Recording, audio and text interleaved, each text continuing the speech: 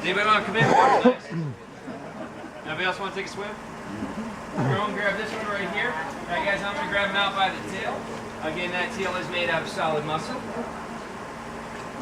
Now, the reason why we grab him by the tail, guys, you look very closely right here, and you'll notice there are no teeth.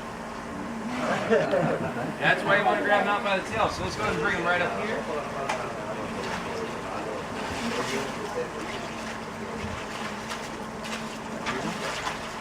Come on back, buddy. As you guys can tell, the alligator looks thrilled to do the show. He is very excited to work today. Okay. Let's see, how do you act?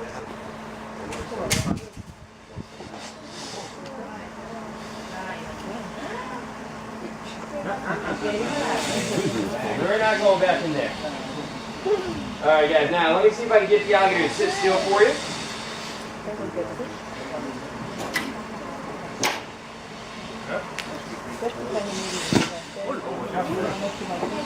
Alright guys, looks like that alligator does not want to sit still. We're going to go and turn him around and just go ahead and jump on him. You see, it's not seeming like he wants to hold still for us. Come on back, boy. Huh?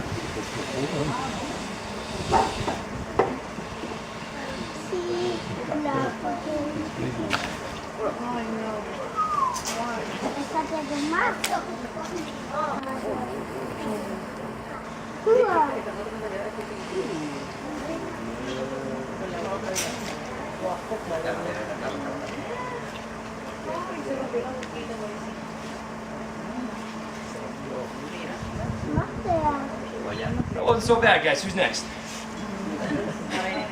No, nobody?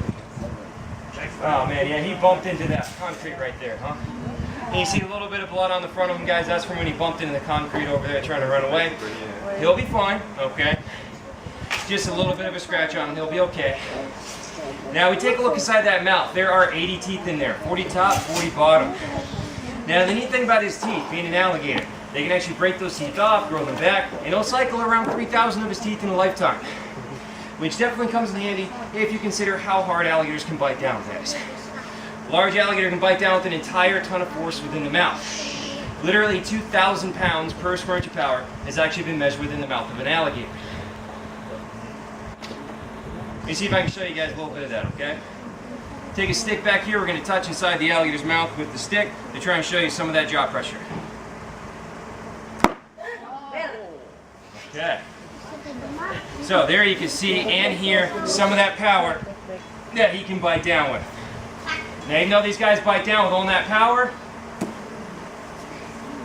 you can hold those jaws shut with your bare hands, as you can see right here. All their strength is in closing the mouth, very little for opening the mouth, which saves my butt in here all day long. I mean, I wouldn't have a job wasn't for that fact. Or the show would be a lot more exciting for you guys to watch. Don't lose your sense of humor now, guys, please, please.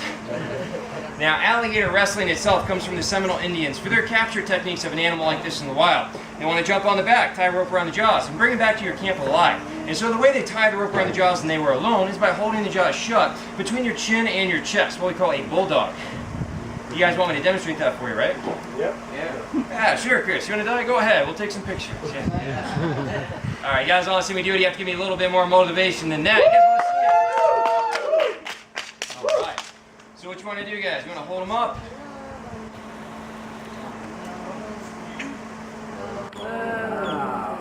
Woo! You get that? Take out your rope, tie it up around the jaws, grab a caught inside alligator. That's enough of that then, okay.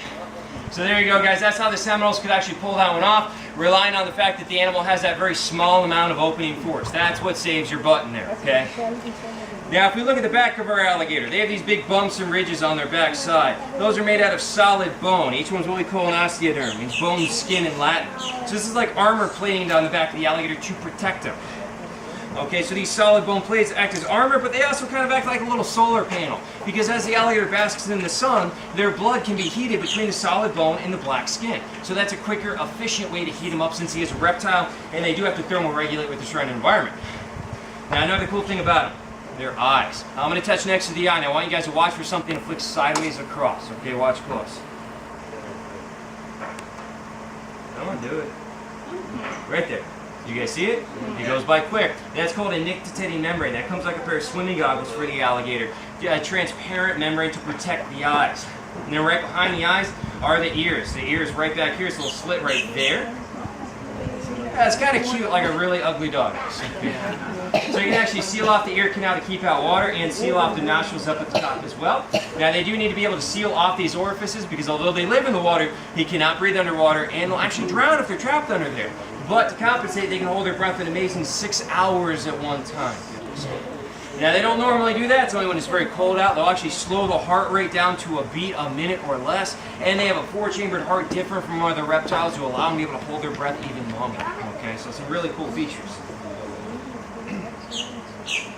Also, if you guys look into the back of his throat, you see how it just kind of ends, right? There's no hole back there. That's because he does have what we call a glottis. They have a valve sealing the throat off. That way he can capture fish under the water without drowning himself as well. So they do have all those really interesting adaptations to be able to live underneath the water like that. Now I do have one last trick to show you guys. Before I do it though, let me also tell you a little bit about myself so you don't think I'm just some dumb redneck. Cause I see the stairs, guys. Okay, yeah. Now, believe it or not, I do have my bachelor's degree in environmental studies from Florida International University. Educated redneck, there's difference, guys, okay? Now, I've actually traveled to Central and South America doing research on crocodiles and other reptiles. And also, if you guys ever watch the network Animal Planet, they have a show on there called Gator Boys. If you guys watch it, you see they have a tall, blonde, handsome guy in the show, kind of looks like this, okay? And he's humble too, that's the best part, guys, best part. Yeah. Now, our last trick we're going to do for y'all is going to be what we call a face-off. Now, we call it a face-off because you mess it up and your face comes off. Okay. But what I'm going to do is I'm going to set my chin right here on the edge of the open jawline, nice and carefully. Now, just to give you guys an idea of how sensitive those jaws are, I'm going to take a little bit of sand. We're going to toss that into his mouth just to show you how sensitive the jaws are.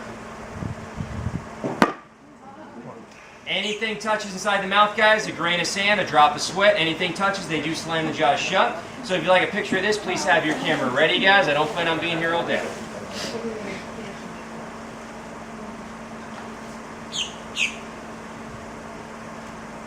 Get your picture quickly. Everybody get one? Yeah. Smells great, by the way. Okay, that's enough of that.